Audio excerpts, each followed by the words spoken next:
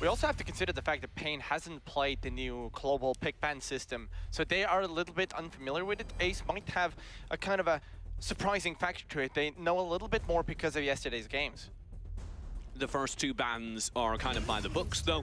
Florentino and Richter, neither one you want to let through. This does leave a lot of characters that we've seen come through that shouldn't, though, from the Elsu to the Varus. So Zafera and Elsu are 100% picked or banned in the LATAM region throughout the Valor series games. So I would imagine them making an appearance. If not in the ban, then pick for sure, as we do see that Elsu being banned out. I would imagine Zafera gets taken out as well. But that does leave open that Varus, if Ace1 decides Varus is the stronger of the two, they will take her out. And that's down to Ace1. They have a couple seconds to still make that decision. I'd say it's more important that they get eBuddy a good matchup in the mid lane, though. So I'd actually lean towards them getting rid of that Sephira so that they can get him a good matchup against... Instead, they decide to go for the Liliana, which leaves the Sephira as well as the Varus available. But that is still targeting the mid lane. That is still getting Metal out of his comfort zone. Yeah, but he can get Zafera. Now it needs to be Varus and Annette coming through. Otherwise, it doesn't make any sense for them to leave kind of those characters open. It may have just been that they felt genuinely more comfortable playing into Sephira than the Liliana in mid. Either way, if they pick Omen over Varus, Marek will be upset. Ace, what are you doing? Thinking for now. We have seen plenty of Omens banned away in opposition of the Varus just because of the dueling potential in the Dark Slayer lane. However, with the power that Varus does bring to the board, it should be the opportunity. More importantly, it should be the priority for Ace1, as well as that potential. And Net, Varus does get shift over, but it's not in Net. Instead, it's a Tulin. They get comfort into eBuddy. That is an actually incredible pick because they did ban out Liliana, which means the other good, solid, broken mage in that matchup would be that Tulin. So they take that out of the opposition hands, they take it for themselves, and now if Ace go for the next round of bans, if Pain don't pick up, well actually they do have Zafera for middle, so kind of doesn't make any sense for them to pick Tulin right now, other than maybe just to stop Pain from banning him. It could potentially, though, funnel Pain Gaming into maybe switching the Sephira into the support position, so it could put them on the edge, and this reactive strategy could be proactive on sort of an inverse. Manafreeze has played support Sephira before, so I think they would have loved to lock in the picks you were calling for, but they were worried that this would happen, and the Tulin would come through in mid instead of this Raz, and it would be Sephira as support. They would have just lost out the opportunity to get Fran, his key character. But now, Pain Gaming gets to be the one to operate on the flex again. Raz gets picked in, so that does mean Sephira will go into Manafreeze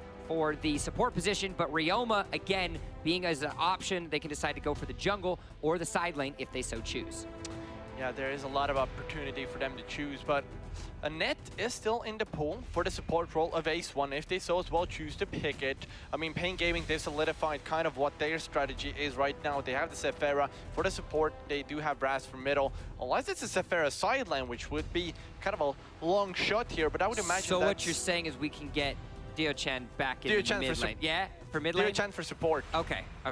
So we would have Dio-Chan support, Zafera as a side lane, and then we have Raz in middle. And then TJ would be happy as well. Very happy. But I think we're going to get a crashed instead. And I was right. But I did call it afterwards. Nope, so yeah, that one doesn't count. It's all right. No tally points for you, sir. I think we were going to get the crashed instead because Ace1 are looking to cover the void of their team fights. We spent a long time, especially me and Daniel, talking about how Ace1 needed to avoid team fights. But instead, what they did last time they played was they played kind of more into the team fights, just drafting so much of an advantage in them that there was no way for their opponents to beat them in them, despite maybe being better at them on paper. Crash does certainly provide that, especially with a Metamorphosis and keeping the members of Pain Gaming off if they so choose decide to go in. They haven't fully committed to a dive strategy just yet, but Ace1 now having opportunities for the second phase of bans, decide we are going to focus into the jungle, Violet being taken away. The Ryoma pick is actually pretty smart here because Pain Gaming have run Ryoma both on a side lane as well as this jungle. So they still have all the options available for them, which makes Ace1's strategy a little bit harder to what they want to ban out here. Pain Gaming take away the Valheim and eliminate a side lane option for Ace1. I'm curious if they were really concerned about that Valheim, because if so, that indicates that Ace1, in their minds, were going to go for a very early game team fighting composition. and that Pain Gaming are maybe playing towards a later game. That certainly checks out with the Raz, Sephira, Ryoma. But I would have felt, especially with the Ryoma, that they felt comfortable going for full team fights. Yeah, that could be the case. They're still hovering around their last man. Maria is going to be looking to make the appearance. Nope, never mind. Make that a Lindis. Much safer. As, yeah, that is a good pick-off. So that will once again, I think Ace does think that Pain Gaming is running that Ryoma in the side lane and they're missing a jungler. I think that's their thought process here, but Pain Gaming can flex that Ryoma into the jungle like we've seen earlier today, which would make Lindis and Violet picks actually just null. They've done both. We've seen both the Ryoma in the side lane on ZRK and in the jungle. Yeah. And actually, it's looked incredible in both the hands of Angara and ZRK, so it would work either way. Another jungle ban being taken away as Zephys is the final lock-in for the bans of phase number 2, and now Ace1 has a chance to get themselves a first pick here, deciding to possibly go for the jungle and make sure they don't get it taken away. I'd actually look to take away a ranged jungle right here, because I think they're right. I think in an ideal world, you do put Angara on the ranged jungle for Pain Gaming because of what else they have. Instead, though, they're maybe looking for a little bit more HP, going for a very tanky comp. Again, going with the style of if we're going to have to be forced to team fight, we're going to be doing it well. Butterfly, I don't know if that's going to be the option. Would be interesting. Interesting. There was a while where we saw a lot of Butterfly. We did indeed, and we saw it, and it fluttered away in terrible fashion. Yeah. So, okay, I kind of thought that story would go somewhere happier, but it just kind of Nope. was a moth. It was assassinated. Lamp? Sure. Murad comes through alongside Malik. That'll be the final 2 lock-ins for Pain Gaming. The Murad in the jungle role, so that's going to be over to Angara, meaning that is ZRK on Ryoma, which Pain Gaming will be happy about, and the Malik gives them a little bit extra HP. This would mean that they didn't have a ranged ADC, they'd be relying on the Raz to do it, but given their composition, they don't really have the tools to protect one either, so I don't hate the decision. This is an interesting composition, though, considering that this is such a melee short-range composition. Going up against the Crest and the Wonder Woman, it could be detrimental if Ace1 is able to pick an AD carry and actually have an extra force of backline with the Crest, Wonder Woman, and the Varus that they have to separate those backline threats. I would actually love to see Necroth right now on the Ace1's lineup. They've run it before, and they're missing a jungler currently. Necroth can be a pretty good initiation here. I am 100% sure. I'll bet you a solid... I don't actually have my wallet with me. I'll bet you nothing, but I'm sure that this will be the Wonder Woman in the jungle, and they're going to get something ranged for Fran. Talanis is still left alive. Yep, you still have the Telenas on the board, and it's a little bit risky into a Murad, which is the only reason they might go another way, but it would give them the potential, if they can keep the backline alive behind the Crest, to burn through a lot of their opponents, because they know they're playing it into Malik in the bottom line. Well, and they also have the Varus as well as the Crest to go with these sustained fights, which gives them an opportunity for a backline threat to potentially kick in with the reason I say they're going jungler here is because they've run Wonder Woman previously with junglers. Actually, never mind, yeah. The Wisp seems to be the pick, so we are finding ourselves with yet another backline threat. I like this. I actually enjoy. Don't you tilt your head up in his direction, sir. He owes me. No, he doesn't owe you. You bet him nothing. And he owes me nothing. You have pride to yourself, and he has still... Good game, TJ. Good game. Good game. Thank you. Good game. Thank you. Gentlemen, Pain Gaming and Ace1, they've decided their compositions here.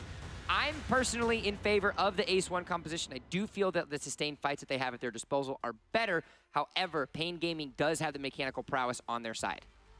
Yeah, they do. Pain Gaming, they do have definitely a good mechanical players, as well as we see a good composition as well. They have a pretty good initiation coming through from Malik Shock and somebody like Ryoma jumping in, and Murad as well for the poke. But I really like this Wisp. I've been an advocate for Wisp almost this entire day, and I think the entire game right now, for me, revolves entirely around the Murad into Fran's Wisp. And if the Murad's able to get onto the backlines, burn down the Wisp, it doesn't matter. But if Angara stays alive, if Fran stays alive, particularly it being Fran, it'll work out. So every time we've had Wisp on stream, TJ's been a fan of whichever team runs Wisp, regardless of their I really like Wisp. rest of the team composition. I really like Wisp. Are you shocked and awed? No, because I expected it. But it actually works really well with the rest of the team comp as well, because they have triple stuns from their front line. But the Varus with her stun, Metamorphosis, and the Bracelets of Submission from the Wonder Woman, they have the tools to lock people in the Shock and Awe. You throw in the lasso to that as well. I think there's the beginnings of some really good team fights. Of course, it all does hinge on the fact that the Mirror doesn't burn their wisp. It also comes down to decision makings of when to use the Metamorphosis, when to throw down the Wonder Woman ult, because those two stopping power ultimates are going to be the decision, because if the members of Pain Gaming are able to get into that backline, as you mentioned, things could get very scary, especially considering the power that you have in the players that are on Pain Gaming and the mechanical prowess that they have at their disposal. But gentlemen, the conversation is over. No more predictions. It's time for our match. Pain Gaming versus Ace1 in our first Latin American match of the day. As Latin America kicks off, so does Pain Gaming with a little bit of a poke onto the Jastly there being played, or playing that Crash there, running around, supporting the middle lane. As we've seen so many times throughout the Valor Series games, those middle lane matchups in the early game, they do have supports helping them out. Pain Gaming using a little bit more damage from Mana Frieza. This is the Sephora support we've seen a few times today.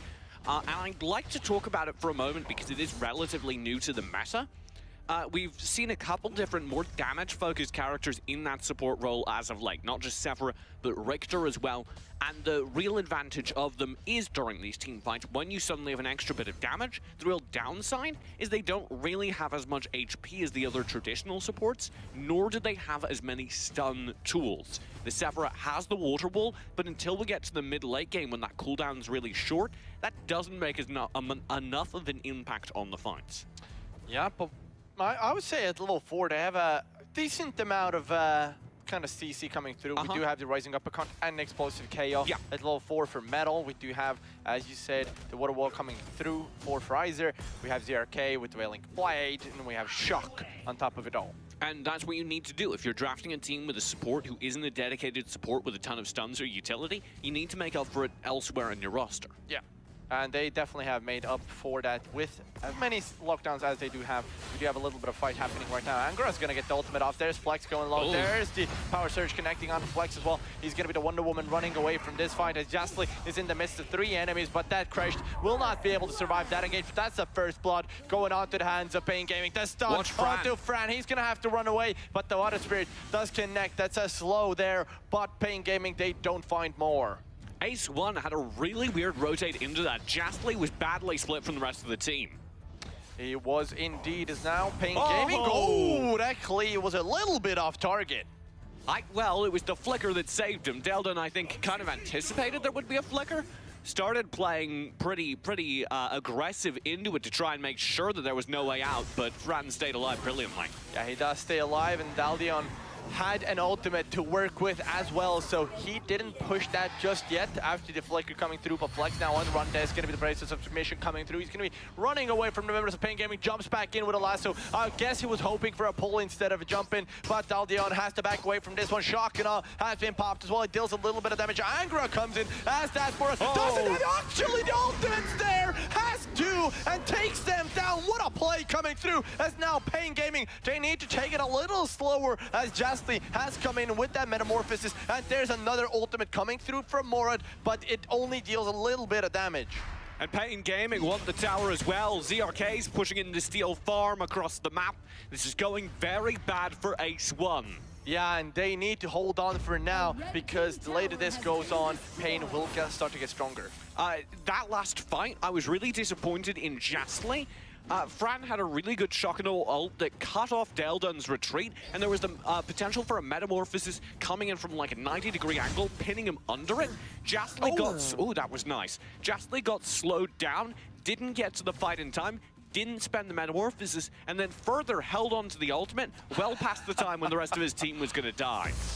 You talk about having an advantage. Metal stole the red buff off of Wonder Woman, who was doing it while it was in the bush as well. Now, with Pain Gaming are looking for more. They're looking for the middle high ground, which they are pushing currently. Yep, the mid-high ground will get poked down a bit. Pain Gaming want to play this a little bit more carefully though, because they do have to play to their strengths. That strength is Angro right now. They want to see that he gets far out ahead on the Murad. and they want to make sure that they don't give up any team fights that could undo the lead they've generated.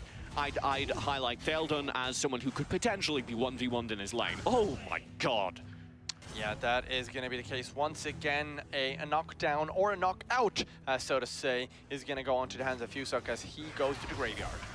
Another good pickup going over to Angra, playing across the map. There's the stun coming through from Fryzer as well. Ace, now they're going to try to take this fight from the sideline. Comes in, Angra, two ultimates there, and it deals a good amount of damage as he's going to be jumping away from this one. Now, Ace1, they're under retreat. Angra once again comes in, does not have the ultimate this time around, so he's going to back away from this one, but he is going to rotate up top. That's the power of the Murat, though. Just arriving behind the entire team, dropping a temporal turbulence. Ace1 could do nothing. Ooh, Justly, you are going to be in a little bit of a trouble there as Metamorphosis gets popped. He's going to be going into the members of Pain Gaming. There's a shield being popped, and he gets away to safety because of that heal. Ace1, they do come in, but they do not get any kills off of this. Justly dipped from that fight so fast.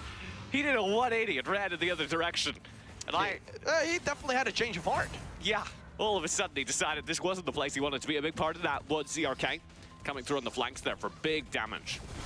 Indeed it was, and Daldion tries to steal the camp, does not get it. Sage Golem now gonna be in the cards for Ace1. They're sharing gold as much as they can over on Ace1. They're trying to make sure that Fran still gets a decent amount because they absolutely need him to get out-farmed if they want to have a hope. Oh, Shock.